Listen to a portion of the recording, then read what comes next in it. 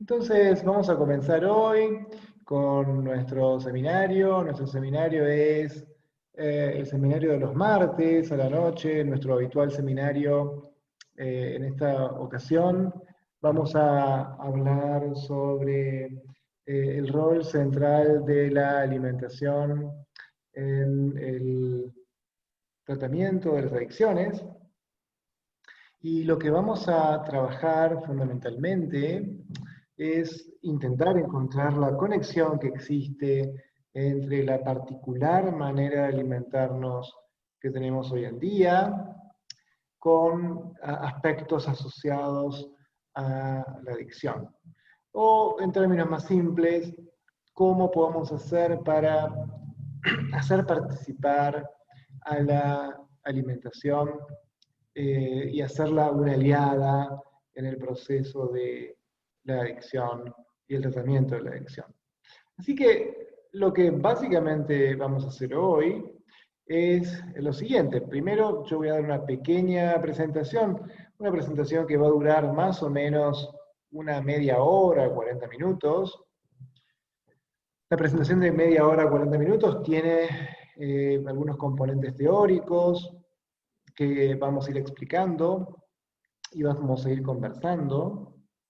Y por supuesto, después van a quedar unos 15 a 20 minutos extras para poder hablar de todo lo que ustedes quieran, para hacer las preguntas que ustedes quieran y para llevar adelante una conversación.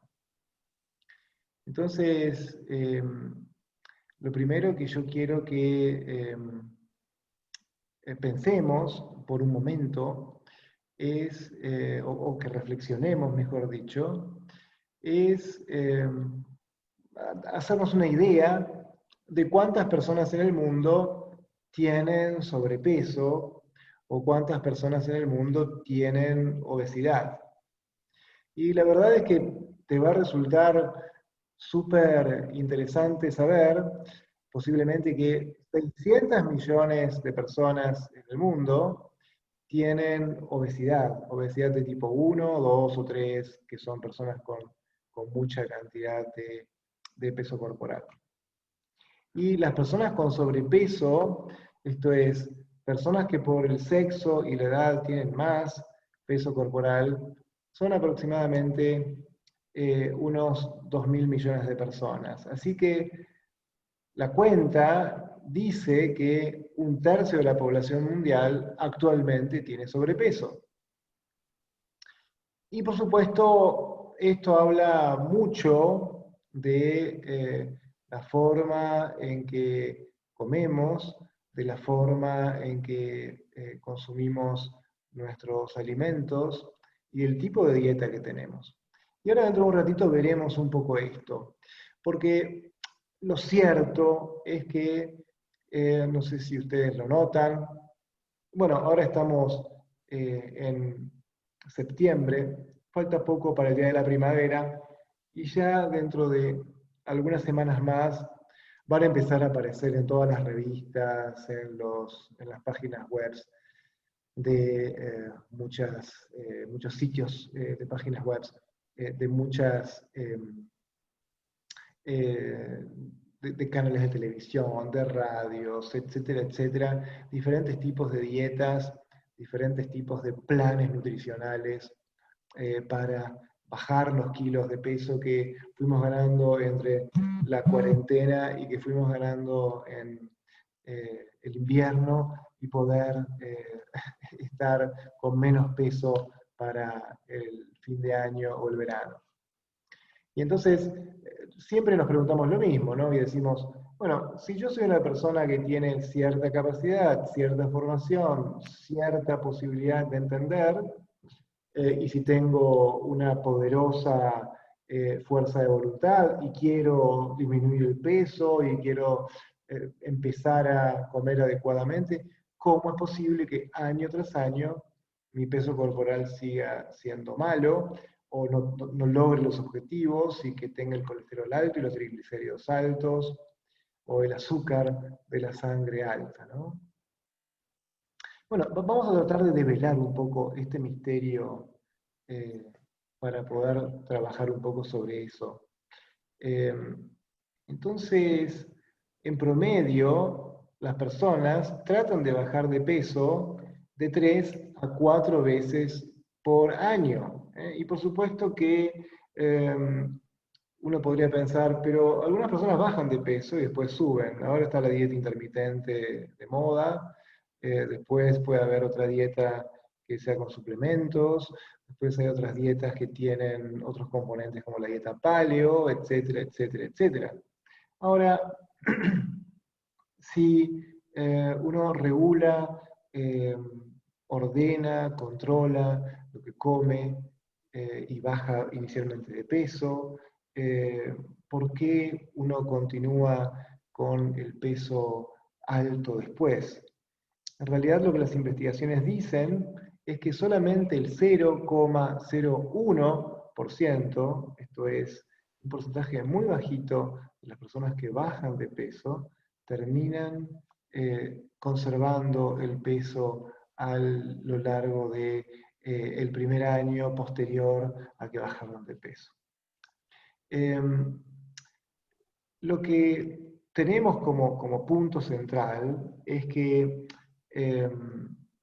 la forma de comer que tenemos hoy, o sea, podríamos preguntarnos por qué pasa esto, por qué sucede esto.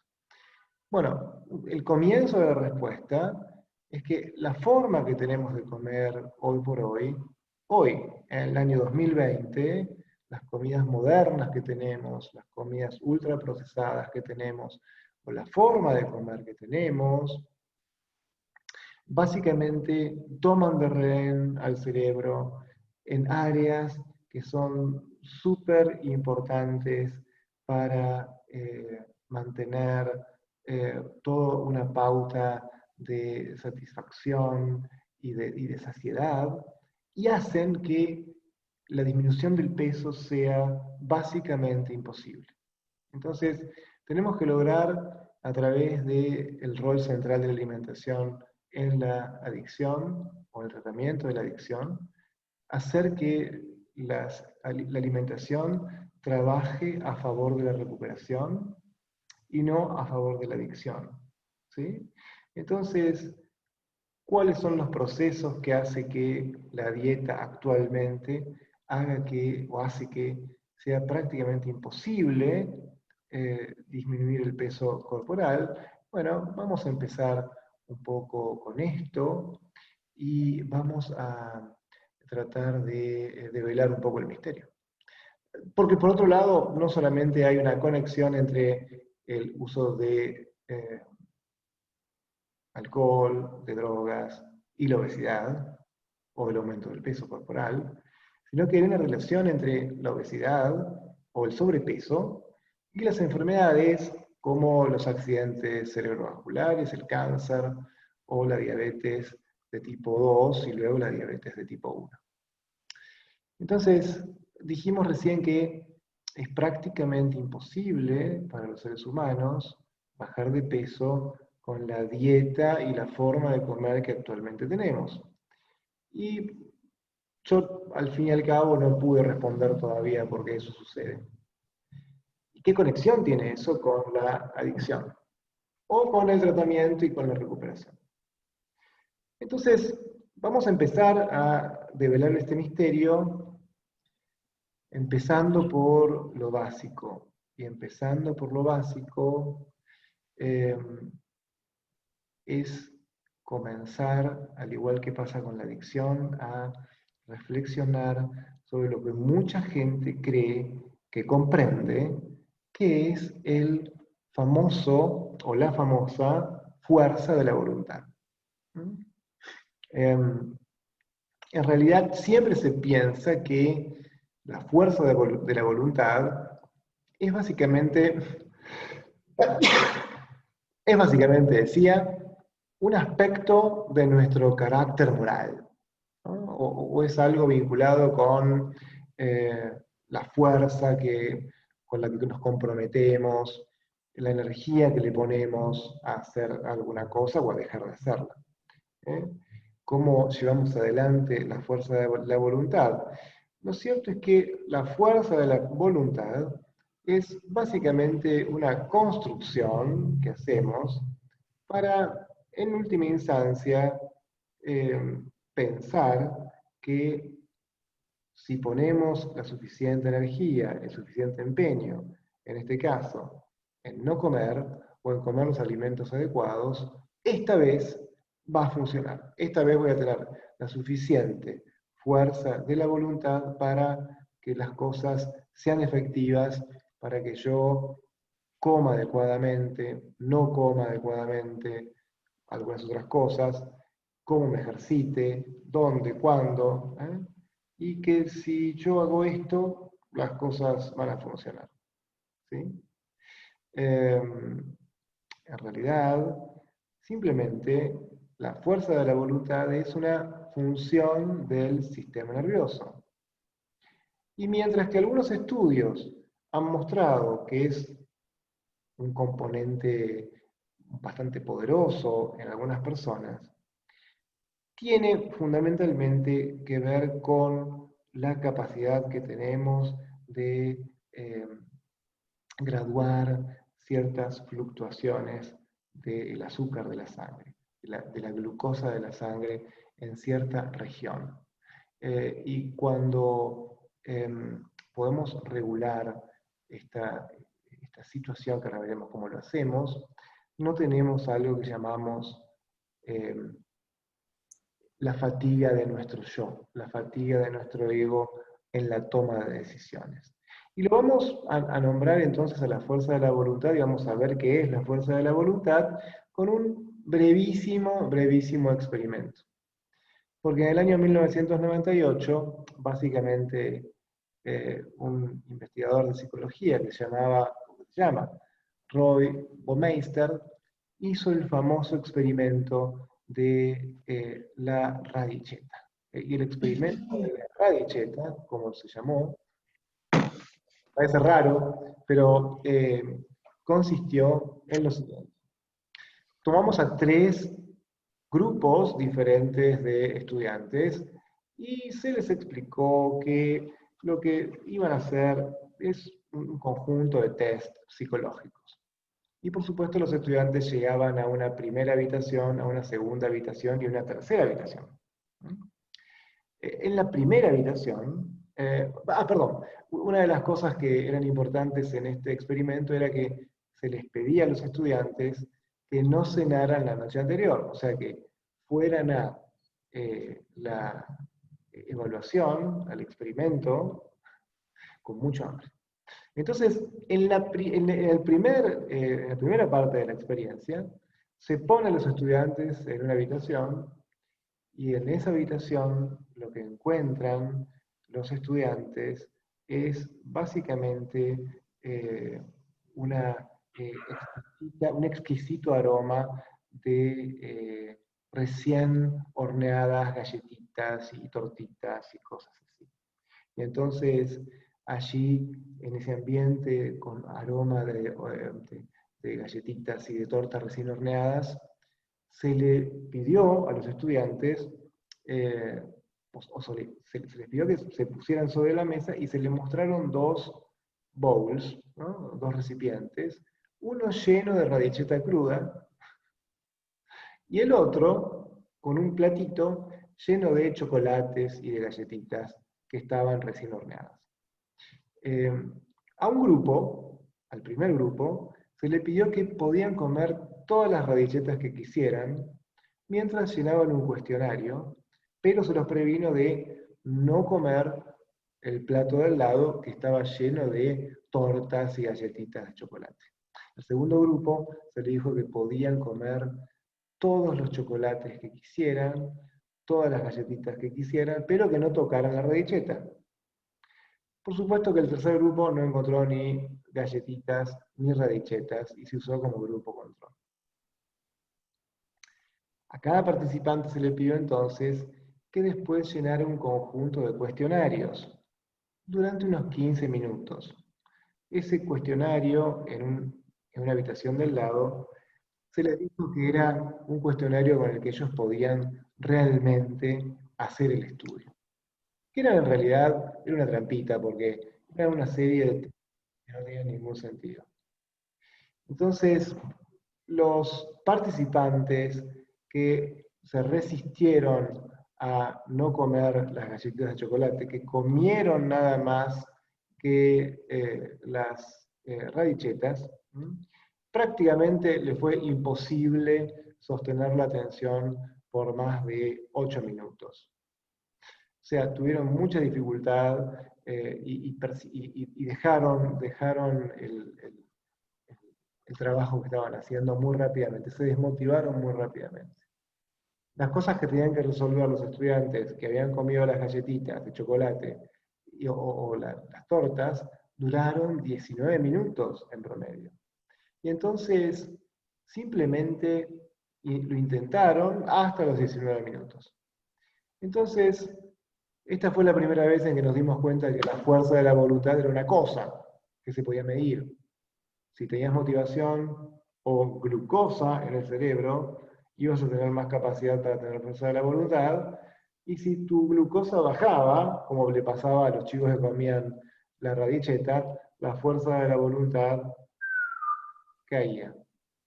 Es fácil comprender entonces que el máximo de voluntad o de fuerza para concentrarse en una tarea determinada y enfocarse en lo que alguien quiere hacer, dura nada más que 19 minutos. Y eso es lo que nuestra famosa fuerza de la voluntad dura. En promedio, 19 minutos y en el mejor de las situaciones, o en la mejor de las situaciones.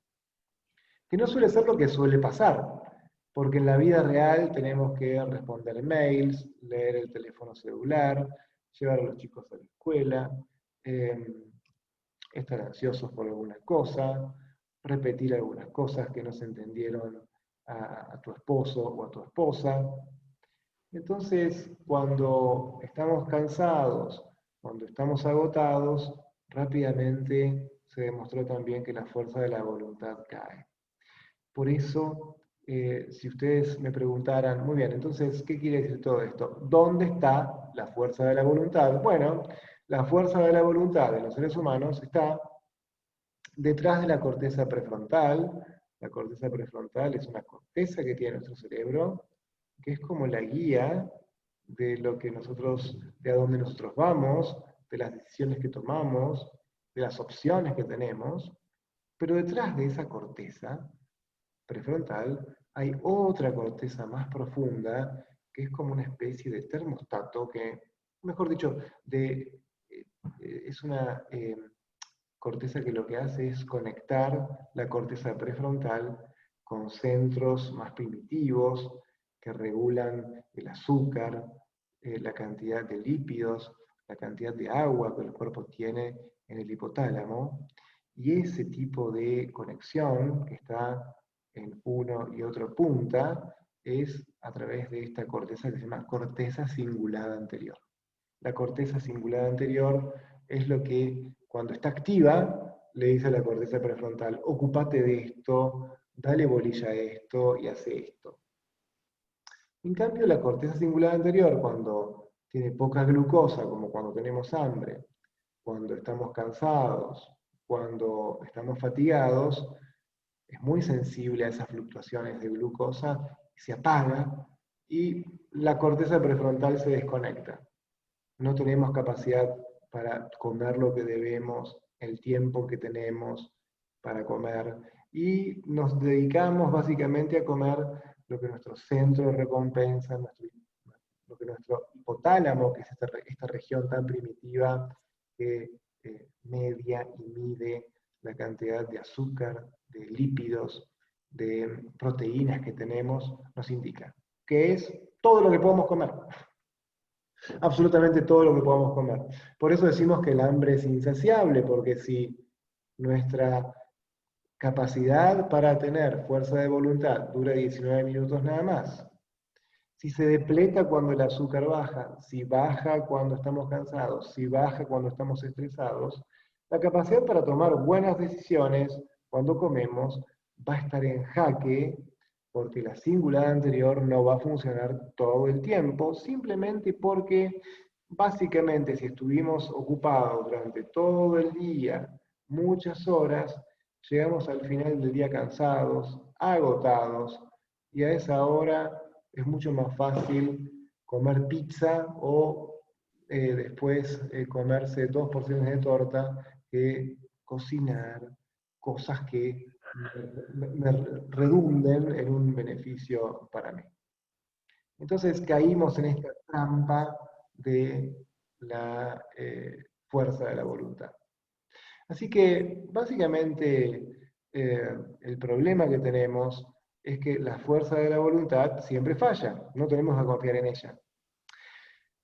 Un estudio alemán demostró que las personas están muchas horas del día, prácticamente 4 horas del día, resistiéndose, 4 horas del día, resistiendo a algún tipo de deseo.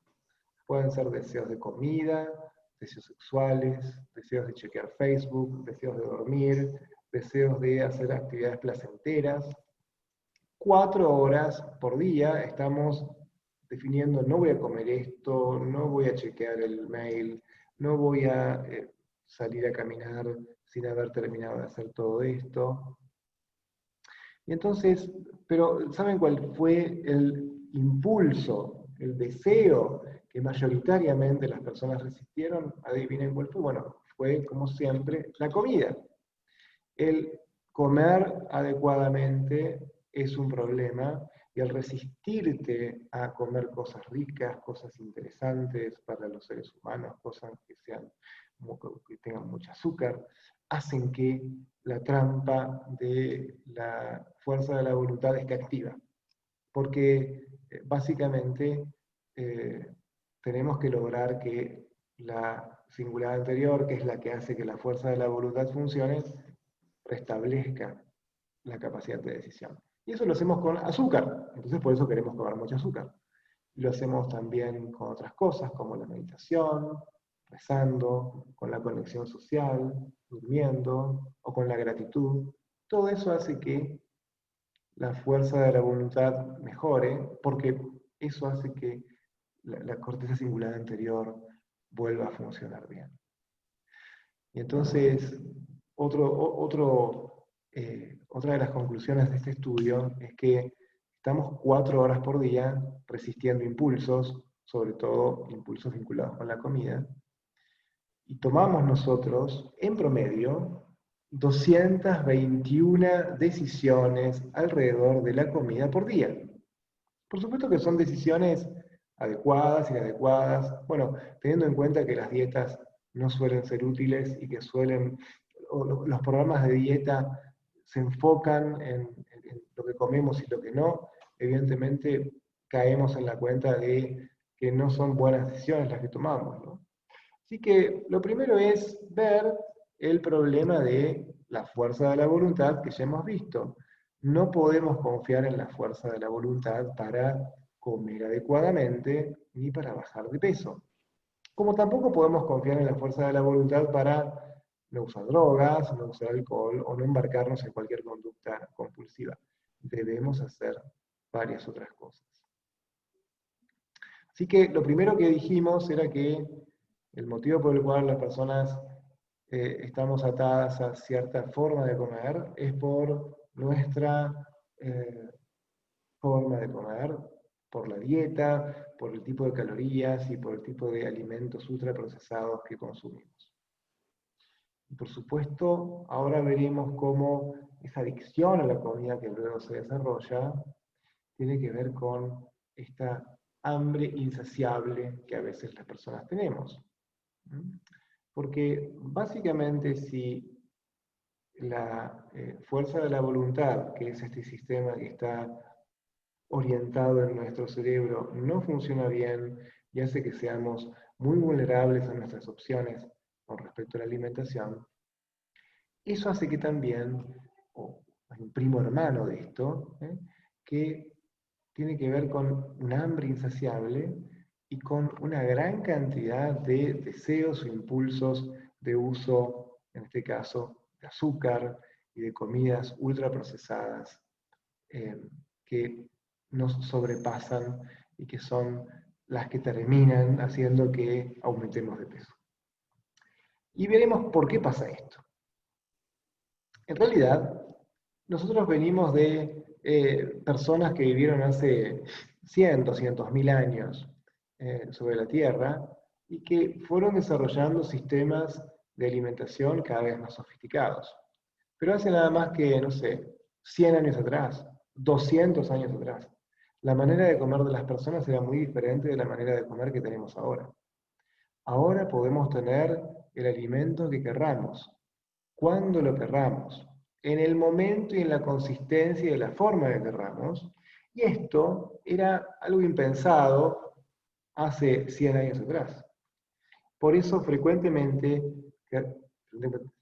sabemos que nuestro cuerpo se adapta a esta forma de comer, a esta forma de encontrar todo el tiempo alimento y más alimento y estar con opciones que pueden empezar desde la mañana y continuar hasta después de la medianoche.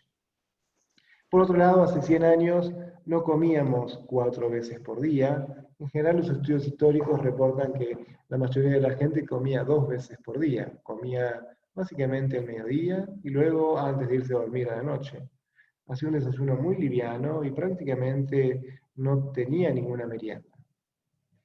Se sumó a esto que la era industrial trajo aparejado que a veces los horarios que hacían que las personas consumieran calorías no fueran tan regulares, porque había turnos rotativos, porque las jornadas de trabajo eran muy extensas. Y esto ha hecho que la forma de comer haya cambiado con los años. Entonces, esta manera de adaptarnos es básicamente, y desde un punto de vista evolutivo, es fundamentalmente, dame cualquier tipo de alimento para que yo coma, que sobre todo tenga, no sé, chocolate y papas fritas, para que yo pueda seguir comiendo esto de una manera prácticamente insaciable.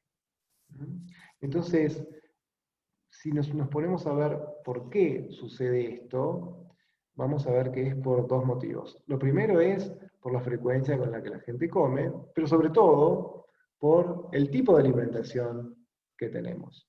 ¿Sí? Y el tipo de alimentación que tenemos es, en primer lugar, sumamente conectada con el azúcar. ¿Sí? Entonces, recordemos que esta corteza cingulada anterior, que tiene la capacidad para que nuestro sistema nervioso piense y tome buenas decisiones, funciona básicamente con azúcar. Y nuestro centro de recompensa, que es este sistema, que es un sistema hipotalámico, muy central, muy primitivo, que hace que yo reconozca los alimentos que me van a servir para sobrevivir, que yo quiera consumir alimentos que tengan la cantidad de elementos nutritivos que me van a llevar a pasar la noche y al día siguiente seguir funcionando, son alimentos que tienen básicamente glucosa, o cuyo metabolismo después me va a dar azúcar o glucosa. Y por supuesto, esto hace que las personas con las dietas actuales tengamos grandes cantidades de azúcar, mucha más cantidad de azúcar, 100, 200, 300 veces más cantidad de azúcar que hace 100 años atrás, a donde lo más dulce que encontrábamos eran grosellas o frutillas, o tal vez la miel. La miel no era muy accesible porque había que buscarla básicamente en los panales de abejas, y no era una opción muy popular. Entonces, evolutivamente, ¿no? Es difícil que con las dietas actuales las personas sientan saciedad.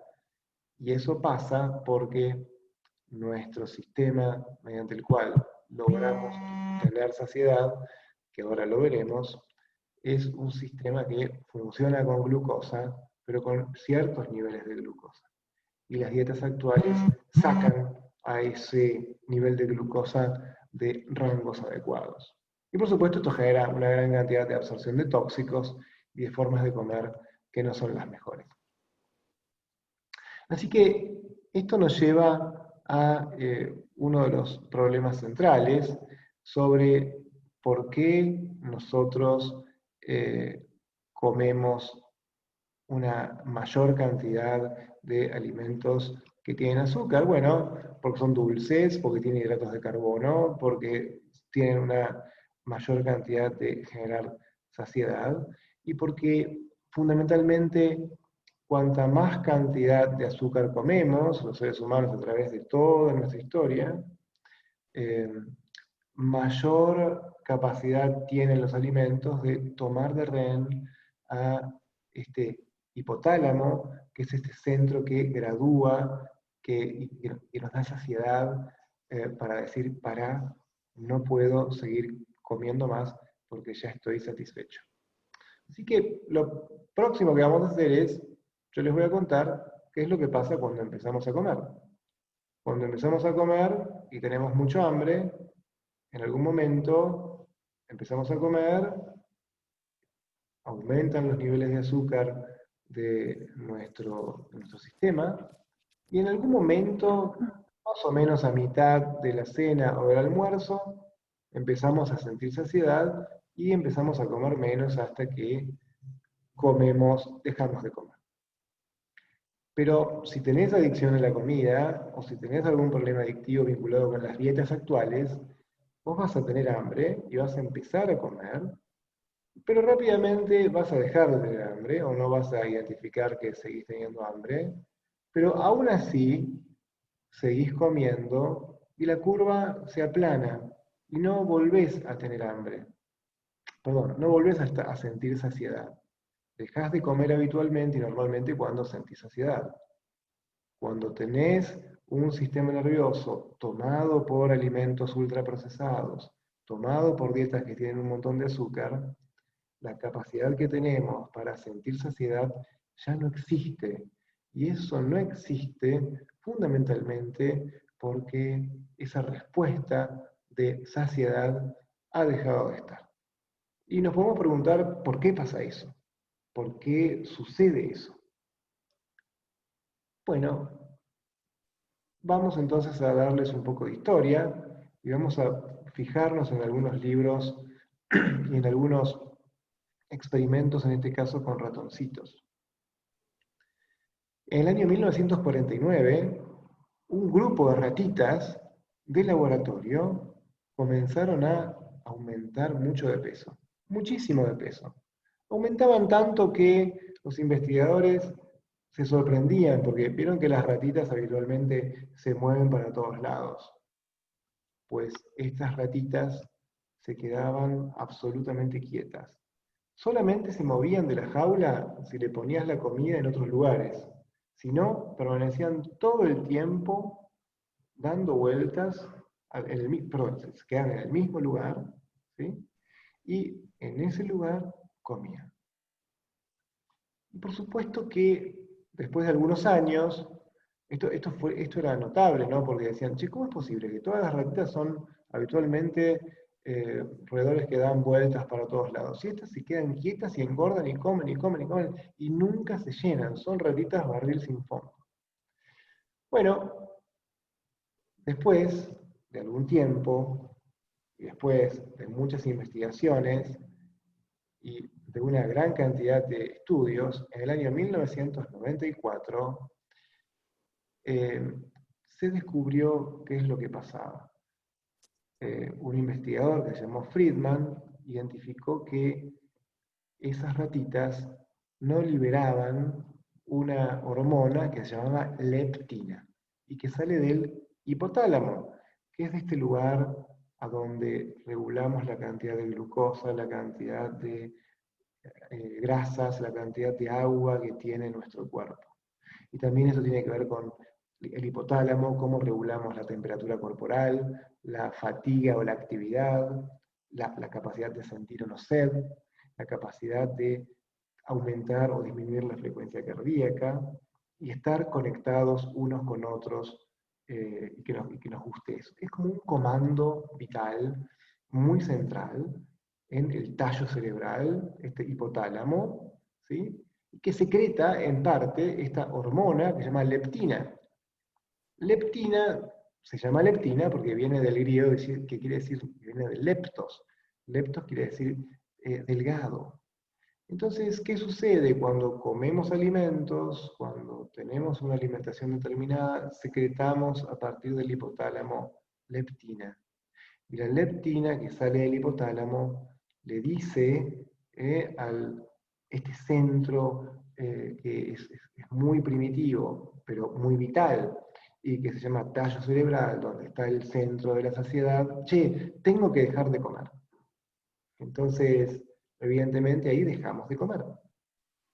Cuando nos sentimos satisfechos es cuando comemos, aumenta el azúcar de nuestro cuerpo, aumentan los lípidos, etcétera, etcétera. El hipotálamo se da cuenta de esto a través de ciertos sensores, libera leptina, la leptina le dice al cerebro, che, pará de comer, ya estás, tengo saciedad, y ahí dejamos de comer. Pero ¿qué pasaba con estas ratitas y con los seres humanos que tienen sobrepeso? Pareciera que las ratitas y los seres humanos que tienen sobrepeso seguían comiendo aun cuando comían grandes cantidades y nunca se sentían satisfechos. Eso era porque eran eh, o habían desarrollado una gran intolerancia a la leptina. Digamos, la leptina parecía que no funcionaba en el hipotálamo. Por supuesto que esto hizo que en su época muchos laboratorios quisieran fabricar leptina, porque dijeron, si nosotros podemos lograr que la leptina se pueda absorber por vía oral o por una inyección, curaríamos el sobrepeso. Y sin embargo, no pasaba. Lo que pasaba era que algo bloqueaba a la leptina. La leptina que circulaba era resistente, había una resistencia a la leptina. No podía hacer que la persona se sintiera con saciedad. Entonces, las personas que eran obesas, las personas que tenían sobrepeso, que tenían dietas con muchos azúcares, tenían grandes cantidades de leptina circulantes, no poca cantidad de leptina, pero aún así tenían muchas dificultades en sentir saciedad. De hecho, comían y comían y comían y nunca se saciaban. ¿Qué se descubrió entonces, después de algunos años de investigación? ¿Cuál era la causa por la cual la leptina hacía que las personas no tuvieran el registro del hambre? Eso pasaba porque esas personas tenían circulando grandes cantidades de insulina. La insulina es una hormona que permite que el azúcar entre en las células y se metabolice el azúcar. Cuando tenemos mucha cantidad de azúcar en la sangre, cuando comemos alimentos con mucho azúcar, la insulina sube y llega al hipotálamo, a donde también hay leptina. La leptina tendría que ahí decir, no sigas comiendo, pero lo que hace la insulina es impedir que la leptina funcione. Y este sistema se altera tanto que la gente come y come, y esto nos puede pasar a todos cuando tenemos sobrepeso, comemos y seguimos comiendo, y aun cuando entendemos que lo que comemos debiera saciarnos, tenemos mucha capacidad para seguir comiendo, y no nos sentimos satisfechos. Así que en esta conexión de la leptina y la insulina, estas dos hormonas que están dentro de nosotros, han hecho que el hambre sea insaciable, que querramos comer mucho por el tipo de alimentación que tenemos. Y ahora de nuevo vamos a romper o a tratar de lograr echar un poco de luz sobre qué podemos hacer al respecto y cómo tratar de sobreponernos a estos deseos insaciables de, en este caso, alimentos y de azúcar. Lo primero que vamos a hacer es entonces entender que si nos ponemos a pensar, el pan está hecho de harina, algo de harina tenemos que comer, pero no podemos comer mucha harina, porque si comemos mucha harina, naturalmente no estamos hechos para comer harinas, porque no hay en la naturaleza harina. Lo mismo pasa con el azúcar viene de la caña de azúcar. Si la concentramos, hacemos azúcar, que tiene mucha glucosa, mucha más de la que se ve en la naturaleza y con la que crecimos y evolucionamos. Lo mismo pasa con la cebada, el centeno o las harinas, de todos los cereales. Podemos comer los cereales, podemos comer avena, pero si comemos harina de avena, harina de maíz, harina de trigo, estamos concentrando una gran cantidad de azúcar en una pequeña cantidad volumétrica que hace que la absorción de azúcar en nuestro organismo sea realmente muy alta. Y entonces, nunca nos saciamos. No nos saciamos porque estamos, a través de nuestra dieta, utilizando alimentos para los que no estamos preparados biológicamente. No es entonces inusual que existan tales cantidades de personas con sobrepeso. Tenemos en el mundo mucha cantidad de personas con sobrepeso porque simplemente están todo el tiempo usando alimentos procesados, comiendo alimentos procesados, y a través de comer menos de estos alimentos procesados, no hacen más que impedir que el cuerpo, el sistema de regulación hipotalámico, regule el ingreso de azúcar al cuerpo a través de la saciedad. Así que, evidentemente, si el azúcar que consumimos está en grandes cantidades, si esa cantidad de azúcar que consumimos hace que la leptina se dispare y la insulina se dispare, y que no tenga capacidad para poder identificar que yo estoy con saciedad, y esto hace que vuelva a usar grandes cantidades de calorías, voy a ir aumentando de peso. Y por supuesto, como siempre decimos, si estuviéramos perdidos básicamente en una isla o en el desierto y nos encontráramos con una porción de torta de chocolate o una porción de un súper, digamos, una docena de pastas o una docena de facturas y una ensalada nada más, lo que haríamos sería comernos las facturas sin duda. Y eso pasa porque estamos hechos para poder sobrevivir. Y eso hace que entonces el azúcar y las harinas tomen al sistema de recompensa de nuestra cabeza muy como rehenes, y querramos seguir consumiendo tales cantidades de azúcar y, por supuesto, harinas. Y es el motivo por el cual las personas aumentan de esa manera de peso, y ese es el motivo por el cual también tenemos que regular hacia abajo esa gran resistencia que tenemos a la leptina y a la insulina. Así que la manera de hacerlo es bastante conocida. Lo que yo quiero explicar también antes de dar lugar a las preguntas es que así como cuando consumimos alcohol, como cuando consumimos drogas, el centro de recompensa que hace que entendamos que algo puede ser adecuado, puede darnos satisfacción, aunque no nos la da, ¿no? O puede darnos o garantizar nuestra supervivencia, y se enciende en ciertas áreas del sistema de recompensa con el núcleo accumbens y el área tegmental ventral, como habíamos visto, que son todas estas regiones. Lo mismo pasa cuando consumimos grandes cantidades de azúcar.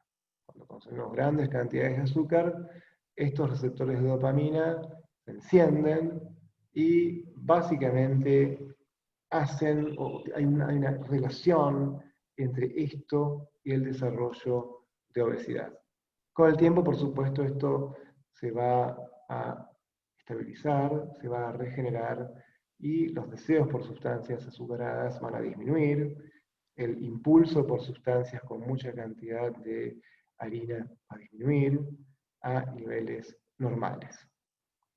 Así que el objetivo de nuestro tratamiento es dejar de usar alimentos procesados. ¿Por qué los alimentos procesados son adictivos? Básicamente, lo más importante es que lo más adictivo de los alimentos es el azúcar, eh, no tanto la grasa, ni tanto la sal. La sal hace que los alimentos sean más apetecibles, pero no es en sí misma adictiva. ¿Sí?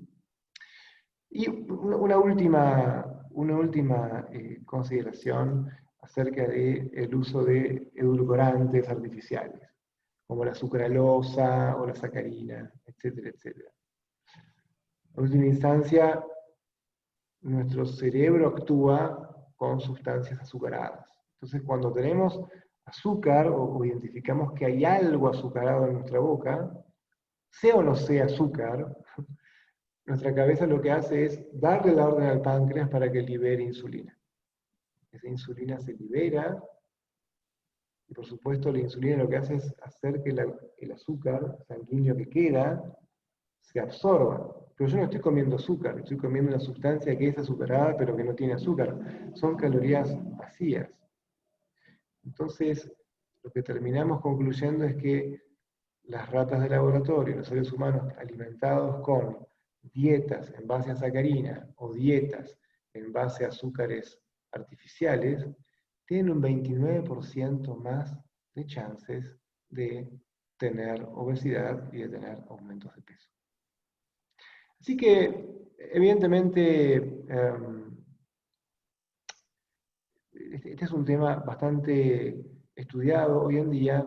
Solo tenemos que ponernos a trabajar con un sistema de alimentación adecuado. Porque la pizza, por ejemplo, el chocolate o las galletitas son los alimentos más adictivos. Los tres más adictivos son las pizzas, el chocolate y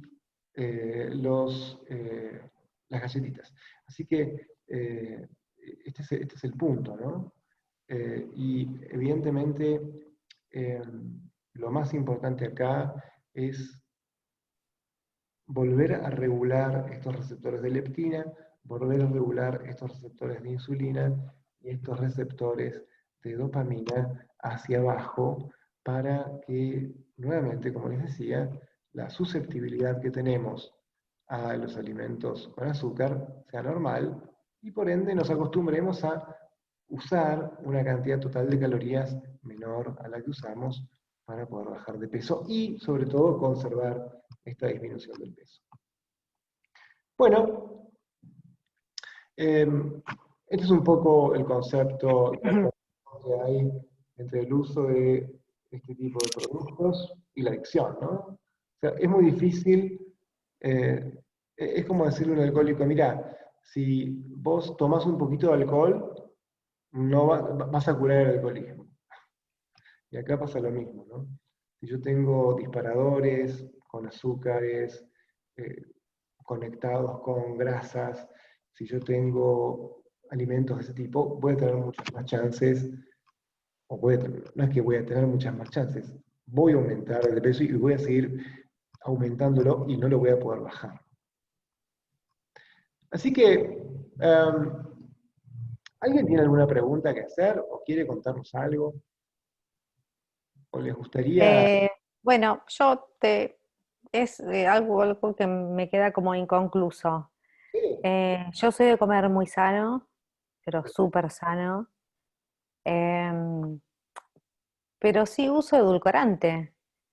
¿Qué tendría que sacar el edulcorante también? No, pero a ver, yo básicamente esto sucede para personas que tienen sobrepeso u obesidad. Yo, por lo que sé, es que vos no tenés ni sobrepeso ni obesidad. No, no, no, no, no, está clarísimo eso, pero em, No, no, dijiste como, a o ver, sea, sí, te escucho.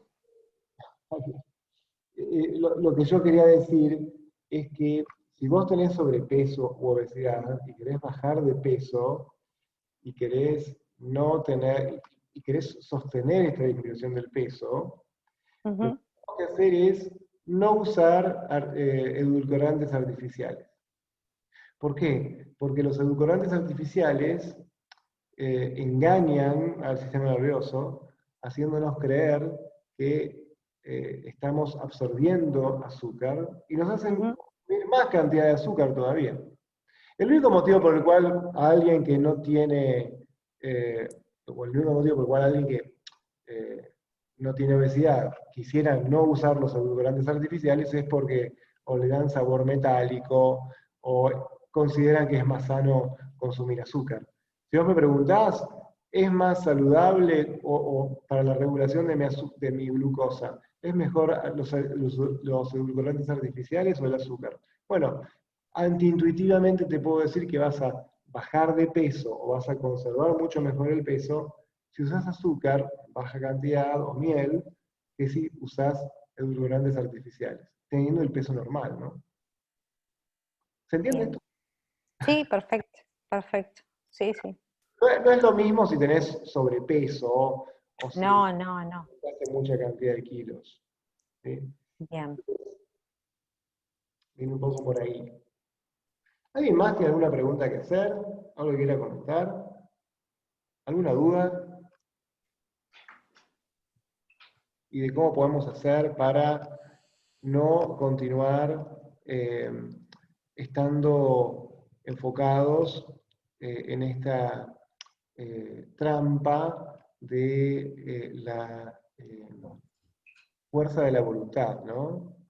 Y entonces hay eh, algunas cosas que nosotros podemos eh, recomendar. Lo primero es, eh, tenemos que usar azúcar, porque los alimentos tienen azúcar.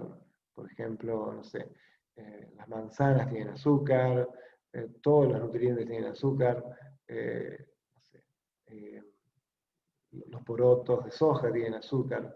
Estamos hablando de no agregar ningún azúcar extra, ni ningún azúcar artificial, ni procesado. Por supuesto que esto incluye los edulcorantes artificiales. Y lo mismo podemos decir de las frutas. Las frutas tienen azúcar y las podemos consumir. El problema es cuando rompemos esa fruta y la procesamos, haciendo que la cantidad de glucosa que tienen sea mucho mayor. Estamos dando de nuevo a tu sistema nervioso la idea de que esa cantidad de azúcar es posible de consumir. Y volvemos a setear el centro de recompensa a más azúcar, cuando en realidad esto nos da más cravings o más deseos del consumo de productos azucarados. Y lo mismo decimos con respecto a eh, las harinas, ¿sí? Que tienen la misma característica. ¿Sí? Y si podemos lograr eso en cuanto a las cantidades y a los tiempos en que comemos, evidentemente vamos a disminuir el craving, el impulso, el deseo imperioso de consumir calorías y vamos a sentirnos mucho mejores porque evidentemente vamos a ayudar a el tratamiento de mi adicción, tratando también el sobrepeso que a veces la acompaña, ¿no? ¿Alguna otra pregunta más que quieran hacer? No, Juan, yo quería decirte que generalmente lo que bueno, uno escucha es que, por ejemplo, que vos hablaste de las frutas, es cierto.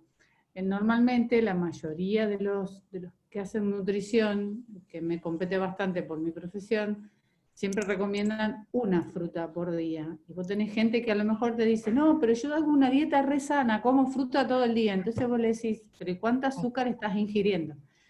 Entonces lo ideal es una fruta y no un jugo de fruta, porque ahí sí tiene mucho más concentración de azúcar. Lo mismo que tratar de evitar lo que son las horas de ayuna. ¿Para qué? Para que, como vos hablaste bien, ese famoso sistema de recompensa no genere mayor necesidad y a la vez nuestro metabolismo no se ponga más lento y lo poquito que vas ingiriendo lo vas acumulando porque no lo terminas de quemar. Entonces, de ahí que es importante hacer, es decir, no estar más de 2 horas, 3 horas de ayuno y hacer más o menos unas 6 comidas diarias. incorporar frutos secos es importante, no en mucha cantidad porque tiene aceites esenciales que son muy importantes para nuestro organismo. Y la fruta es una por día, y bueno, obviamente mucha agua, eso es así. Así es. Yo, en realidad, cuando vemos esto, entendemos que el tratamiento de la adicción debemos tratar de bajar de peso, bajar el peso corporal, porque hay una conexión muy importante entre la adicción por un lado y la intoxicación crónica. Esto es, si usamos alcohol, nos implicamos en conductas compulsivas, si usamos drogas, si no tuvimos un estilo de vida saludable, etcétera, etcétera, etcétera, hemos estado durante muchos años absorbiendo una gran cantidad de tóxicos, una gran cantidad de sustancias. Estamos hablando no solamente de la nicotina o del alquitrán o de lo que produce el tabaco, sino de las bebidas y de las drogas o de cualquier otra conducta asociada. O la falta de disminución de peso, porque acuérdense que todas las toxinas, una gran cantidad de sustancias carcinogénicas, etcétera, etcétera, todas ellas se conservan y se almacenan en la grasa corporal. Así que cuando bajamos el peso corporal, no solamente estamos haciendo un gran esfuerzo en mejorar nuestra conducta adictiva, sino que también y fundamentalmente estamos desintoxicándonos, lo que es muy importante, ¿no?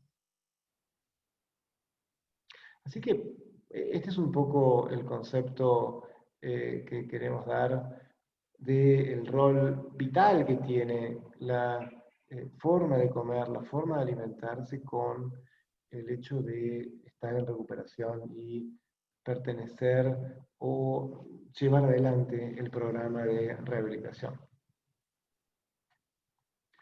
Así que bueno, ¿alguna más? A ver. Ah, sí, Valeria, ¿cómo no?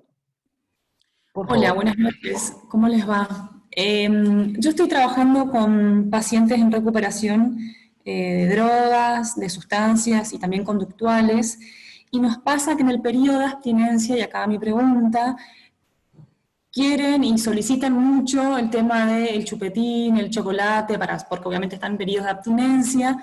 Entonces ahí está en la disputa en, bueno, ¿qué seguimos haciendo? ¿Seguimos profundizando por ahí esta adicción a otra cosa? ¿Hacemos una transferencia de adicción? ¿O qué se recomienda en estas situaciones? O sea, muchos pacientes no están con sobrepeso y obesidad, obviamente vienen con un estado a veces crítico, es más de masa magra muy baja. Entonces, bueno, por ahí a veces no es tanto el problema del peso, pero sí la conducta en sí.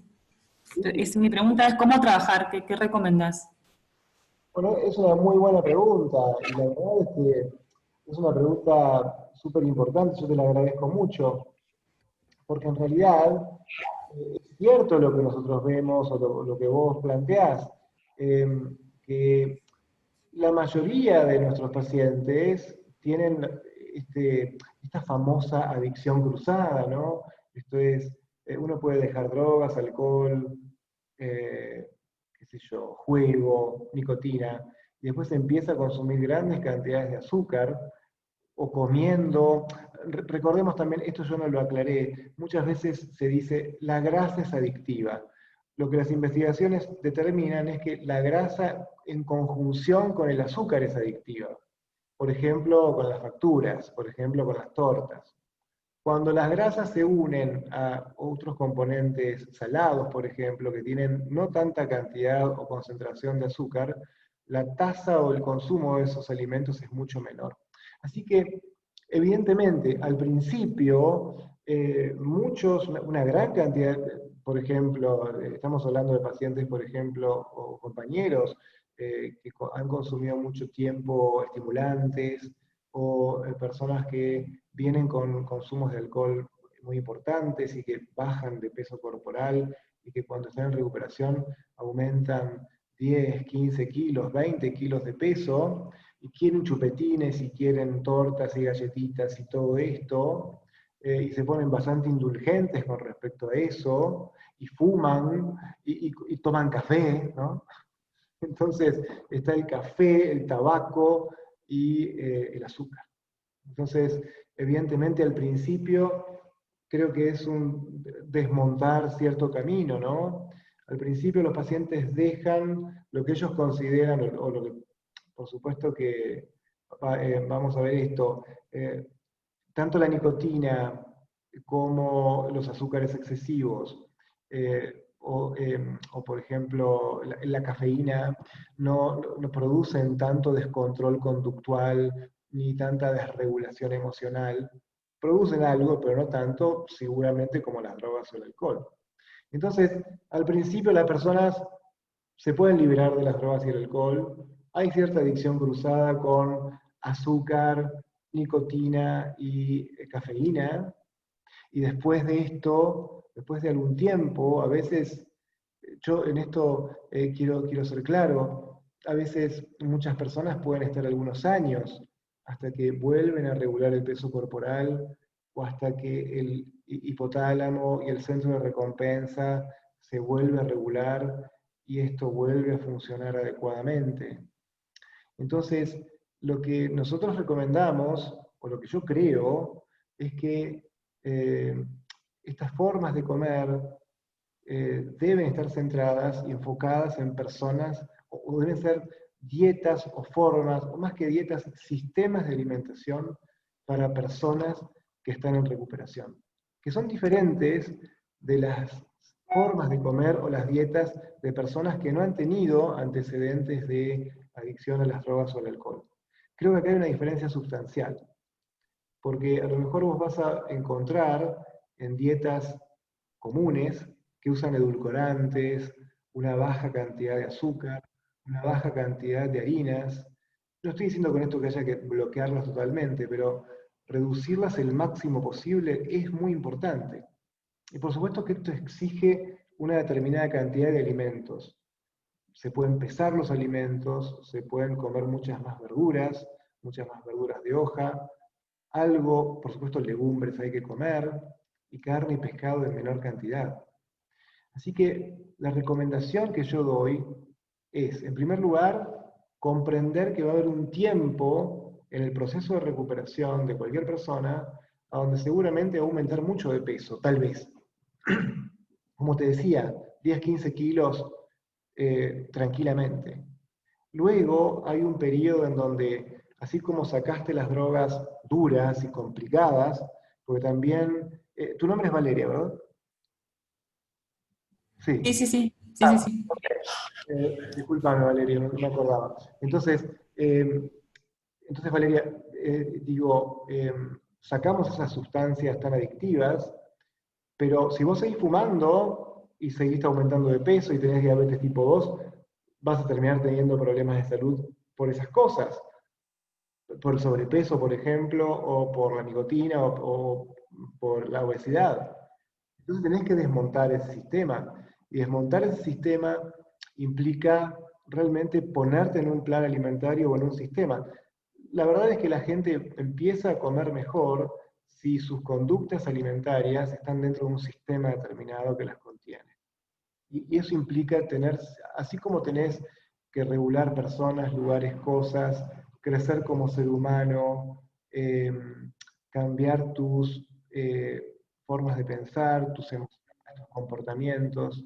Eso incluye muy posiblemente, tal vez para algunas personas, pesar la comida, eh, disminuir la cantidad de calorías totales que se consumen, usar una cantidad de azúcar muy natural y no en grandes cantidades para que se vayan regulando hacia abajo esos receptores de dopamina y de leptina y de insulina que hacen que el sistema vuelva a estabilizarse. Y que yo no esté obsesionado por la comida, no tenga tanta apetencia por sustancias con mucho azúcar o con mucho hidrato de carbono. No sé si eso responde tu pregunta o vos quisieras que yo te respondiera algo más específico. También lo podemos hacer, pero a lo mejor esto No, es... no, perfecto, y un poquito encuadra esto de lo que mencionás, de que por ahí también es en el caso de pacientes que consumen drogas duras o el que recién dejó de fumar, es un proceso también de reeducación y es un poco a poco también. lo que mencionabas, así que clarísimo lo que me dijiste, así que muchísimas gracias. Después hay algunas dietas, algunas formas, algunos planes que me parece que para personas en recuperación son muy buenos. Una gran cantidad de el material que hoy vimos se llama, es una mujer, que ya les digo el nombre de ella, que se llama Susan Pierce Thompson. Lo voy a escribir acá. Se llama Susan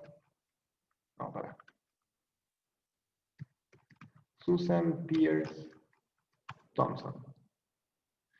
Tiene un programa que se llama, el programa se llama Bright, es un personaje, ¿no? La mujer.